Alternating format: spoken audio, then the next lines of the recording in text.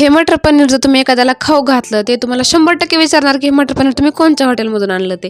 चला सांगते त्याची रेसिपी काय आहे. ती खूप सोपी रेसिपी आहे बघा. काय करायचं, कढई घ्यायची, कढई मस्त गरम करायची, मग तेल टाकायचं, लगेच जिरे टाकायचे, जिरे टाकले की मध्ये धने, काळे मिरे, लवंगा, इलायची मोठीवाली, दालचिनी तुकडा, नंतर अद्रक, लसूण, हिरवी मिरची आणि कांदा टाकायचा. चांगल्या प्रकारे मस्त परतून घ्यायचं. थोडंसं मध्ये मीठ टाकायचं, मीठ टाकल्याने कांदा पटकन परततो. सगळं पूर्ण एकत्रित झालं की याच्यामध्ये आपल्याला लगेच टाकायचं आहे Kashmiri red chilli powder, normal red chilli powder आणि चुटकीभर अशी हळद.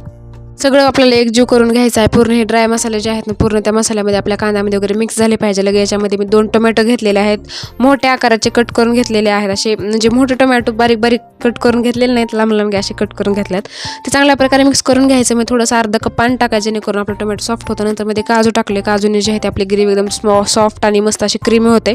नंतर हे सगळं मिश्रण थंड झालं की लगेच मिक्सरमध्ये काढून घ्यायचं, एकदम त्याची बारीक अशी प्युरी करून घ्यायची. इकडे साईडला कढई घेतलेली आहे, कढईमध्ये तेल गरम केलं, इथं घेतलेले आहेत मसाले. मी त्याच्यामध्ये मसाल्यामध्ये घेतलेला आहे गरम मसाला, किचन किंग मसाला, थोडंसं आमचूर पावडर, काश्मीरी चिली पावडर, हळद, मीठ, हे सगळे मसाले घेतलेले आहेत मी. हे टाकायचं मस्त, लगेच ती सगळी प्युरी आपली मस्त त्याच्यामध्ये ॲड करायची, मिक्स करून घ्यायचं. नंतर मिक्सर ढवळून सगळं मध्ये पाणी वगैरे टाकून घ्यायचं. नंतर मटर टाकायचे, खूप जास्त मटर टाकायचे, कारण मटर पनीर बनल्यानंतर मटर तर जाणार झालं त्याच्यामध्ये जास्त. नंतर आपली दुधावरची साय जी असते ते फेटून टाकलेली आहे मी. नंतर एक मोठा बटरचा तुकडा टाकलेला आहे, हे टाकून मस्त असं मिक्स करून घ्यायचं. आणि मग थोडी साखर टाकायची, साखरने खूप जास्त टेस्ट येते भाजीला, एकदम हॉटेल स्टाईल भाजी होते. मग दाखवायची विसरून गेले. नंतर पनीर टाकायचं. पनीरची रेसिपी माझ्या चॅनलवर अपलोड केलेली आहे मी, घरी कसं पनीर बनवायचं ते जाऊन चेकआउट करा. आणि चॅनलला सबस्क्राईब केलं नसेल तर पटकन चॅनलला सबस्क्राईब करून ठेवा अशा नवीन छान रेसिपीसाठी.